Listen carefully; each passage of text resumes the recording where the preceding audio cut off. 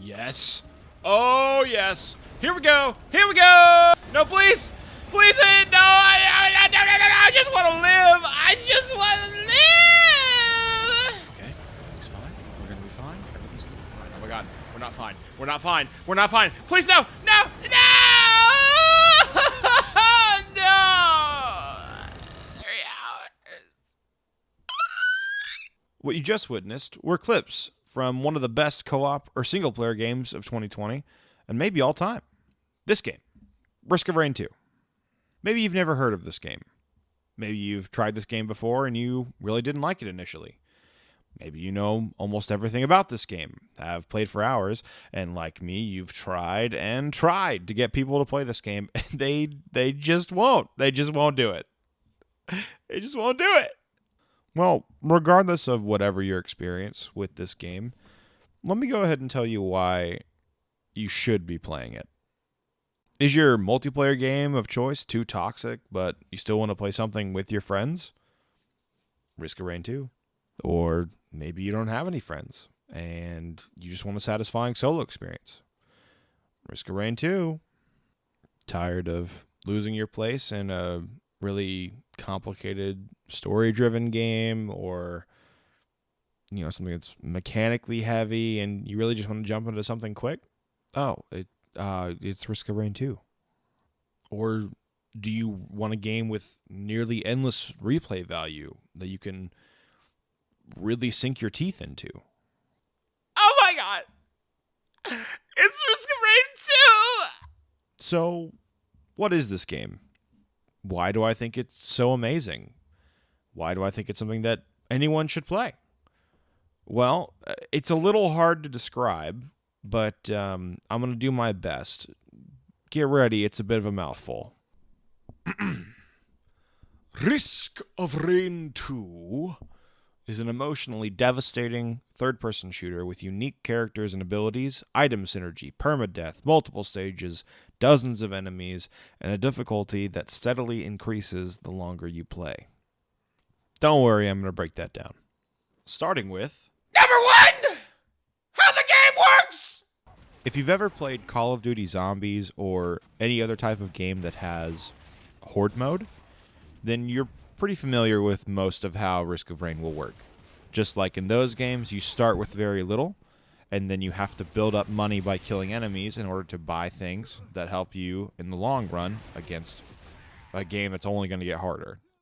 Unlike in those games, Risk of Rain 2 is actually broken up into multiple stages, so you're not always going to be in the same place for a long time having to get rooted with defenses or anything like that. You have these big open environments for the most part that will constantly change the longer you play the game. Once you're ready to move on to the next stage, you'll head over to the teleporter and activate it, which opens up this big bubble that you've got to stay inside to charge it to 100%. At the same time, it's going to summon a boss for the stage. Could be a couple different types of things, but they're big, they're scary, and they can hurt you very much. If you manage to kill the boss and charge the teleporter completely, you get to move on to the next stage and start the process all over again. Seems pretty simple, right? Wrong! Your first run of Risk of Rain is going to look something like this. You drop down, take a look at this big open world around you, start running around, and you have no idea what anything is. And then things start popping out of the ground. So you start shooting, panicking. Fireballs, what am I doing? Oh dear. And then masks, big things, glowing eyes. What is that? It's made of stone. That's a laser beam. Oh my God! You finally get enough money to open up a chest, and you have no idea what it is. A rose whip. Can I smack stuff with it? No. All the while you're trying to figure things out, more and more enemies just come at you from every side. You open up another chest. What do you got? This, a banner. Drop a war banner on level. What is it? Starting the teleporter event grants allies attack and movement speed. Wait, what? Come back. No. What does that mean? I don't understand what that means. Panic! Keep shooting! Oh my God! You see a bunch of items. You grab one because you don't know what it is. Tougher times. Chance to block incoming damage. Cool. It's a teddy bear. Why does it do that? I don't understand. I'll open this up too. Okay, it's a ukulele. And his music was a What does that mean? What does that mean? What does that mean? What does that mean? No, come back. What does that mean? What do you mean his music was electric? I don't understand. I'm just gonna hit this, okay? I clicked it. What's happening? 0%. Okay. There's a beetle queen. It's got a lot. 2100 health. That's a lot. I'm hitting for like 10 damage. Okay, I'll go up to the thing. Oh, that's big. I better back off. No, what have I done? What have I done? Oh my god, my health. I didn't die though. I have nothing. How do I heal? What do I do? Run. I gotta shoot it a bunch, I guess. It's got more health now. When did I get more health? What? Welcome to Risk of Rain 2. Needless to say, your first run is an exercise in sensory overload. The game throws a lot at you, doesn't really explain what anything is, and then destroys you in a matter of moments. Probably. Unless you're amazing. Sometimes people are. Why don't we slow things down? I'll explain just a little bit of the chaos that you just witnessed, and show you why it's actually fun. The first thing you need to know is that your character has abilities. If you look in the bottom right portion of the screen, you'll see that you have a basic attack for your right trigger. That usually doesn't have any kind of cooldown unless you're somebody specific. And then a bunch of other abilities that as soon as you use them, you have to wait a bit before you can use them again. In the bottom left, you've got your health, and you have your current experience and level. Levels aren't exactly the most important thing. They do give you a little bit of a benefit. You do a little bit more damage and get a little bit more health. But a lot of times the game is going to outpace you in terms of your level versus the enemy's level. In the top right, you'll see a timer for how long your run is and the current difficulty level. You'll notice that no matter what difficulty you pick, you start at easy.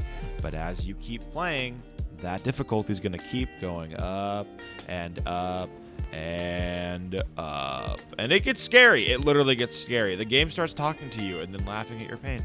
Something you might not have noticed is that you have an objective to find and activate the teleporter. As you start to kill enemies, you'll get these little orbs. The green ones will give you money that you use to open chests or activate anything else around the map that requires money. And the blue ones are experience for that level that I mentioned. Each time you open an item, you get the option to pick it up, and if you do, you'll see a little message that will scroll across the bottom telling you what it does, or adding a little bit of flavor text in some cases. Most of the time, the first time you see an item and use it, you're going to be really confused about what it does, and that's okay. That's something that happens over time. Eventually, you start to recognize the items, remember the effects, and one thing that's great about them is how different the items look, so eventually they'll be easier for you to recognize and remember the next time you find them. Eventually, whether you found everything on the stage or not, you'll come across the teleporter. At any point, you can choose to activate it, and when you do, this big red bubble will pop up, showing the area that you have to stay inside of to actually charge the teleporter. Now, it's important to be ready for when you activate the teleporter, because when you do, a couple things are going to happen. First and foremost, it's going to spawn a boss for the stage. Secondly, it's going to really rank up the spawn rate for all the regular enemies at the same time, especially around the teleporter, but mainly around where you are. Now, you don't have to stay inside the bubble, but the longer you wait to charge it, the more enemies are going to keep spawning over and over again. And while the teleporter is charging, any item boxes that are not inside the boundary of that barrier will not be openable. If you manage to beat the boss, great. After a few seconds, when the teleporter is done charging, you click it again, and you move on to the next one. It's important to realize you're not going to teleport immediately, so don't use it as a means of escape if you need to dodge something. You can still die. But if you don't, and you do die, that's it. Game over. A lot of times, people will find this first run so disorienting that they won't really want to try the game again. It's not always a very fun experience. But unfortunately, these people who do that don't get to experience all the amazing things that the game still has to offer later, including number 2! I forgot the thing! Oh yeah! Characters! Do you like Overwatch? Or have you played Overwatch? You know, Blizzard's extremely popular team shooter? Even if you haven't, I'm sure you've heard of Overwatch. This game does one thing really well. It makes each character feel wholly unique. They each have different abilities that require totally different playstyles. They have different roles. They look different. They sound different. They're different shapes, different sizes. They're just very, very, very recognizably different from each other. Well, Risk of Rain 2's got you covered. As of this video, there are 10 characters in rotation, 1 more currently in development, and a huge content release coming, so you know there are going to be more. Just like in Overwatch, each of these characters are completely unique from one another, and in the character selection screen, you can get a quick overview of what each character can do, and a more detailed description of their skills, showing you percentages and pretty much exactly what each skill will do. You only start with one character though, the Commando. He's your simple point-and-shoot kind of character. But as you play, you can unlock the other characters by completing challenges within the game. Beyond that, you can even unlock more options for each character, meaning that there's a variety of playstyles for each character themselves. And loadouts can completely change how they play, making someone who usually specializes in really far away fighting tactics up close and personal with a shotgun burst instead. I mean, just take a look at these. You got your lady with a bow, your robot, your engineer who, like every engineer ever, makes turrets, your wizard, your samurai, this potted plant that dreamed of moving to the big city so it could become a tank. I don't know. Dragon Dog, the captain from the intro, and my personal favorite, Sigourney Weaver! This much character diversity is awesome. Because when you get tired of one, just switch to another. Or try a different ability. You'd be surprised how different these characters feel with their different loadouts. Who will you be? Will you run and gun with the Commando? Will you hold your ground as the engineer with his bubble shield and turrets, who literally get the same items as you, making you 3 times as effective? Will you just fly around as Sigourney Weaver, web-swinging, dancing through the air, and punching the absolute crap out of anything that gets in your way? Sigourney punch! The best part is, there's no right or wrong answer. No character is ever completely useless. Just pick the one you like. Pick the one that you like the look of, that you like their kit, the one that feels the most fun to play. You can play any one you want. Because what this game really boils down to is its number 3! Item synergy!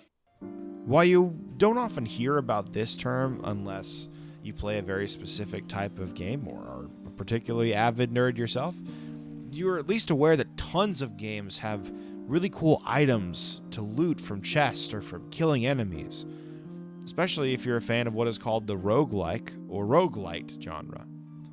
Games like Binding of Isaac, Atomic Crops, Slay the Spire, Dead Cells, how many? Oh my god, there's so many. Oh my god.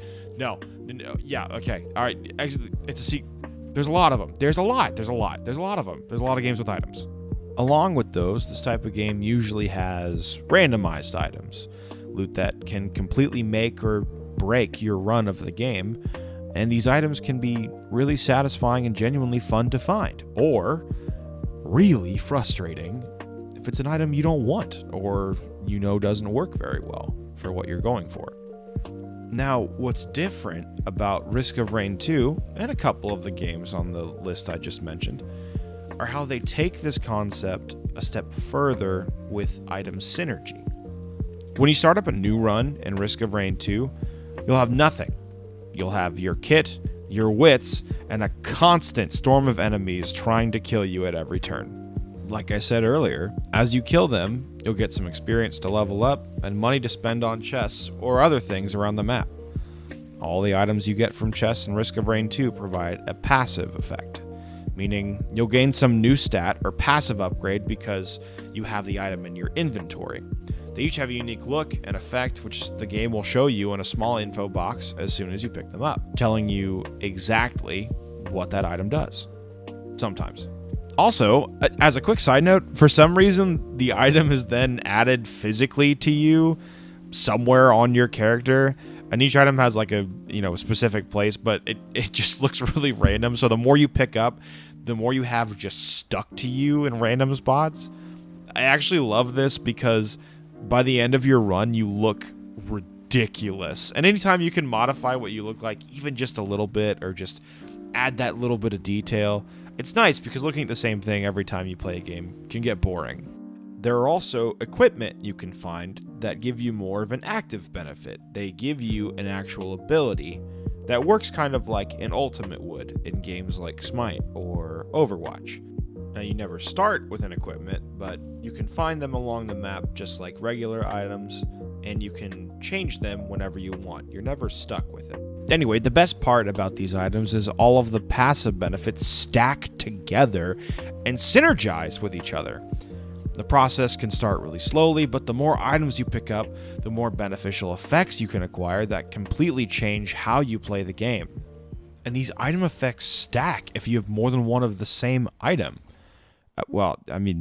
Their effects don't actually stack 1-to-1, or at least some of them do, some of them don't. I mean, there's a ratio involved where, it scales. You know what? I'm not going to bore you with the math. All you really need to know is if you're really lucky or just have a run that's long enough, you can become a god! Weep at my feet for angering me, mere mortals! I am the Risk of Rain! This is the most satisfying moment of Risk of Rain 2. Now, it isn't easy, especially for some loadouts on characters, but man, there just isn't anything like it when you can pull it off. Running around murdering all that dares stand inside of you is just such a beautiful thing.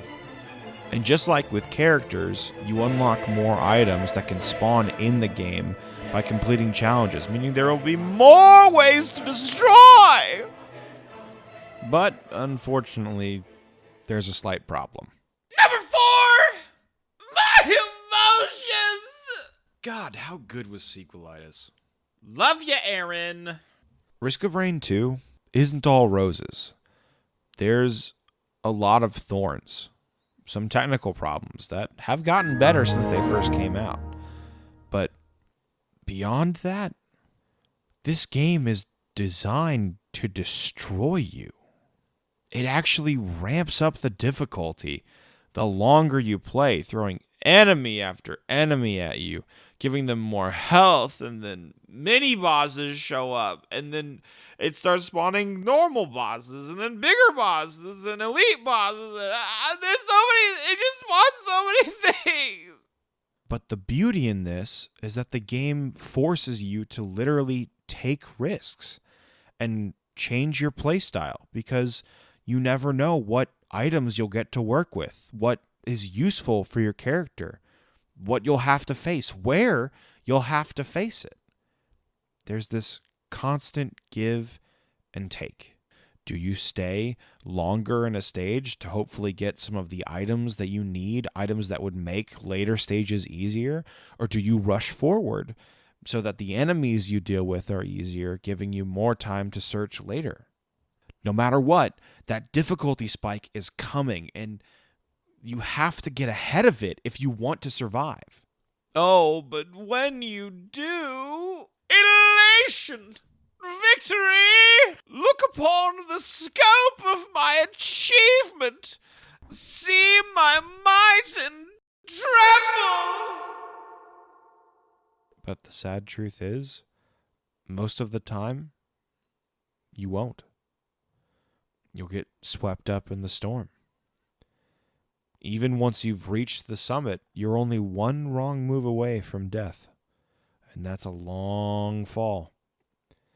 You'll feel sad, devastated, furious. Now you've got to start all over. And the game literally mocks you, laughing at your pain in these moments. At this point, you have a choice to make.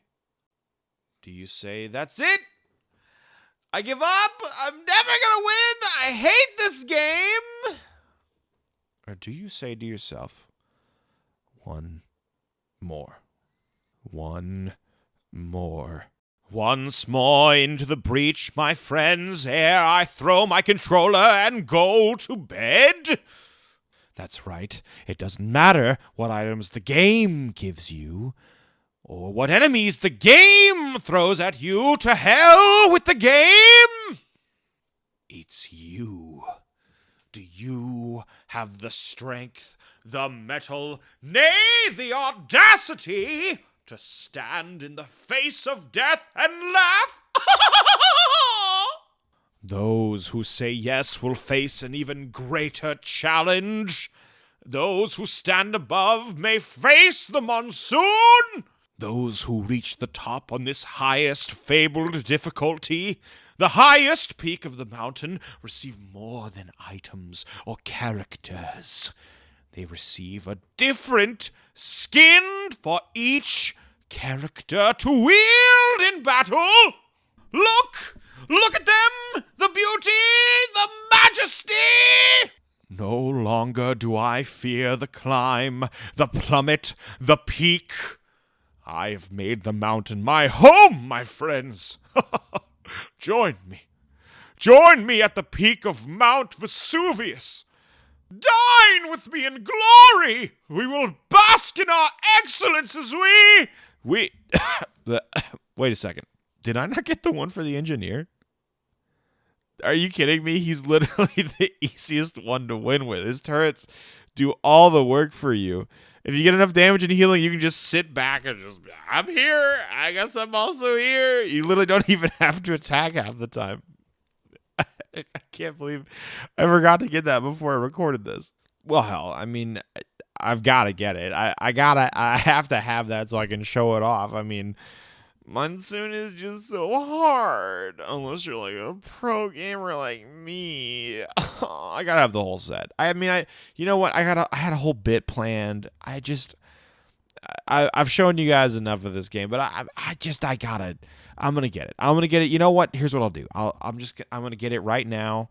That's how we'll end the video. I'm gonna get the skin. We're just gonna go from there. You know, I'll get it. It's fine. It'll be like one run, one and done. Just sit back. Let me show you how a pro knocks out a monsoon challenge. Okay.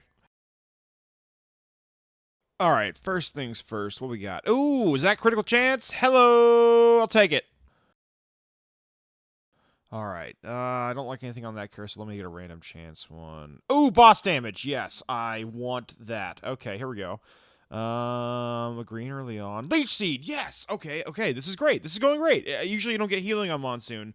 So, I mean, the only thing that would be better is if I found a bustling fungus. Oh my god! That's exactly what I was talking about! Yes! Okay, alright. See, look, this is the setup. Perfect. See, all I gotta do is I'll put my turrets here, and then they'll start healing each other, okay? And then they can heal me. They'll heal each other, and it's Beetle Queen. Dude, Beetle Queen's easy. Oh my god. All I have to do is stay away from her big little, like, burst thing she does, because if I'm not careful, it'll, like, one-shot me, but this should be fine. Oh, a little close. Okay, look. See, look. She's gotta hit me with all of those for me to die. I'm gonna be fine. I'm fine. Look, she's gonna die in literally like 2 hits. It's fine. I'll just oh, she's doing that thing where she summons a bunch of beetles. Okay, well, let me move around the side. I'll just there's too much going on. Too much going on. All right, this is annoying. I'm just gonna move around. All right, it's fine. Look, she missed. Perfect. Okay, cool. All I gotta do is just hit her like twice.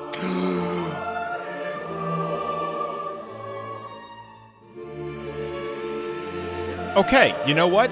Didn't happen. It's fine. All right, it's gonna go great. This race, it's gonna be fine. Look, Cautious Slug, immediately right out the gate. See, even better. Okay, I've already got the teleporter. Perfect. All right, let's just get a nice little setup going, and spread it out a little bit. Okay. All right, game, be kind. Wandering Vigor. Perfect. See, look, I'll just throw this down. I don't even have to do anything. We'll just sit here and be nice and careful this time. It's fine. See? Look, it's nothing. And just in case he does a big attack, I'm down here. I'm protected. And he's already dead. Look at that. Okay. Ooh, ukulele! I know I made a lot of jokes about this, but this is actually a great item. So good. Oh my goodness. Okay. Charging's almost done. Just got it. Alright. What do I get? Ooh! What? Stage 1 red! Yes! Okay. I'll take a mask. Absolutely! We meet again! I will not fall for it this time. This time I will destroy you, Beetle Fiend! Step aside. My victory is at hand! Alright, stage 1 and 2 were very, very kind. I got plenty of crit now. I got a red. I'm doing great. Okay. All right. What do I got over here? Let's pop this bad boy open. Another red. Oh my god! This is literally the best item in the game. This is the run. This is the run. All right. No messing around. I've looped through the entire game.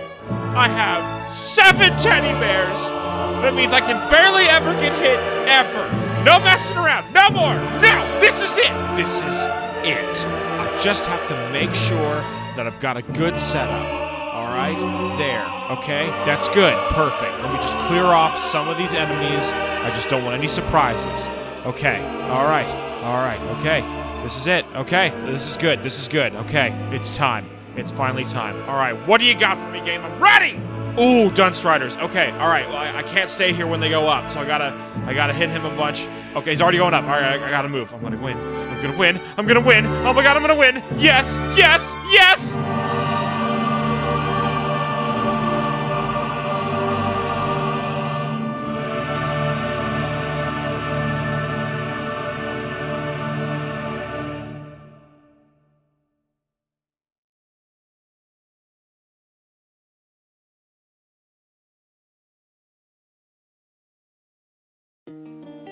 Thank you guys so much for watching.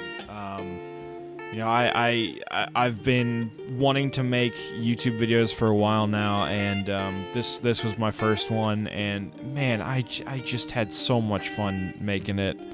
And there have been some people that have been wanting me to make something for a long while, and I finally just sat down and did it. And anyway, thank you guys so much. This was so much fun. I loved it, man. If anyone from Hopu sees this, I doubt they will, because why would they? But if they do, I hope you guys know that you've made a fantastic game. I hope maybe this will make one person want to try it, because you guys are doing great, and I can't wait to see what you guys do next. Anyway, that's it from me. Again, thank you so much, and subscribe for more. I am the risk of rain!